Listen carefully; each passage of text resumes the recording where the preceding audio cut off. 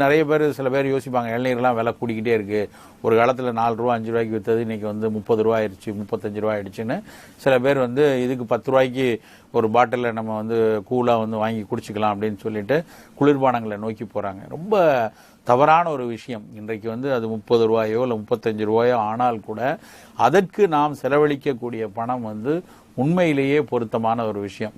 இளநியையும் இன்னைக்கு வெளியில விற்கக்கூடிய குளிர்பானங்களையும் பொருத்தி பார்த்தோம்னு வச்சுக்கோங்களேன், அது கிட்டையே நிற்க முடியாது. இளநீரில் அவ்வளவு உயிர் சத்துக்கள் இருக்கு, எத்தனையோ விட்டமின் இருக்கு, எத்தனையோ மினரல் இருக்கு. ஒரு இளநீர்ல ஒரு உடம்புனுடைய மெட்டபாலிசத்துக்கு தேவையான பல மினரல் இருக்கு.